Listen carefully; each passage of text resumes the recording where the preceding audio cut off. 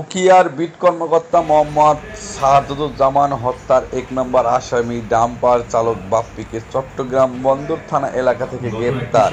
পরে এ বিষয় নিয়ে সংবাদ সম্মেলন আয়োজন করে উখিয়া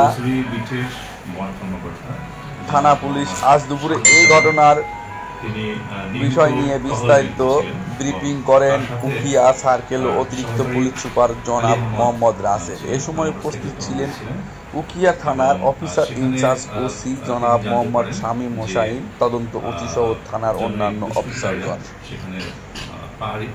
বিট কর্মকর্তা শাহাদুজ্জামান হত্যার আসামি ডাম্পারকে গ্রেপ্তার করার পর সমস্ত আইনি কার্যক্রম সম্পন্ন হয়েছে বলেও বিষয়টি তারা নিশ্চিত করেন।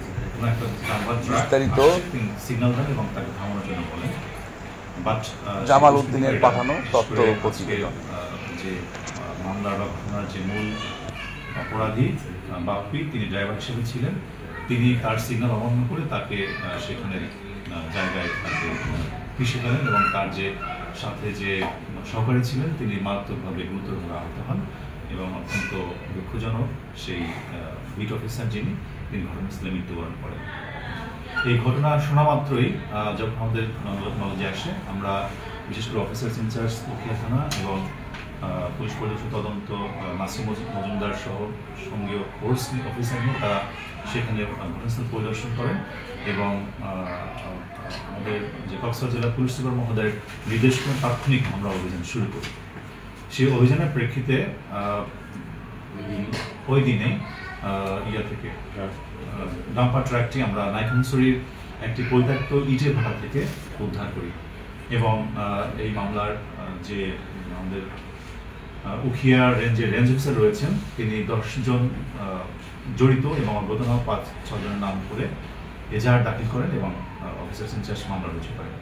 পরবর্তীতে আমাদের অভিযান অব্যাহত থাকে এবং 5 নং আসামি যিনি সৈয়দ করিম এবং তার নামে 3টি বন আইনে মামলা রয়েছে এবং তাকে আমরা গ্রেপ্তার করতে সমর্থ হই। মূল আসামি যিনি বাপ্পি, তিনি অত্যন্ত সুচতুরভাবে তার মোবাইল, তার সিম সবকিছু নষ্ট করে দিয়ে সে পুরো নিজেকে হাইড করে ফেলে এবং অজ্ঞাতনামা স্থানে সে লুকিয়ে যায়। আমরা তাকে গ্রেপ্তার, তাকে সহ তার সঙ্গীয় যারা আছে তাদের গ্রেপ্তারের জন্য অভিযান পরিচালনা করতে থাকি। এক পর্যায়ে আমাদের গোপন সূত্রের প্রেক্ষিতে প্রাপ্ত তথ্য মতে চট্টগ্রামের বন্দর থানা থেকে তাকে আমরা গতকালকে গ্রেপ্তার করতে সমর্থ হই এবং তাকে জিজ্ঞাসাবাদে তিনি যে তথ্যগুলো প্রকাশ করেন সেটা হচ্ছে এই যে শাহাদুজ্জামান তিনি একজন ভালো বিট অফিসার ছিলেন এবং তিনি অনেকগুলো অভিযান পরিচালনা করেছেন এবং অনেকগুলো ডাম্পার ট্রাক আটক করেছেন এবং অনেকে মামলা দিয়েছেন।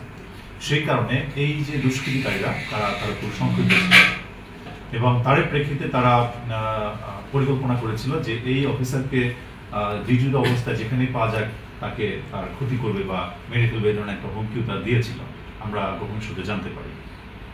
তার প্রেক্ষিতে ওই দিন তার পাশে কামাল নামে একজন ড্রাইভার ছিলেন এবং তার সাথে ঘটনার 1 সপ্তাহ আগে এই ড্রাইভার কামালের একটি ডাম্পার এই অফিসার আটক করেছিলেন। তার প্রেক্ষিতে কিন্তু ঘটনার দিন কামাল এবং এই যে বাপ্পি তারা পাশাপাশি ছিলেন এবং তাকে দেখা মাত্র এই হত্যাকাণ্ডটি ঘটিয়েছেন বলে আমাদের জানতে পেরেছি। এই চক্রের সাথে আরো অনেকেই জড়িত আছে।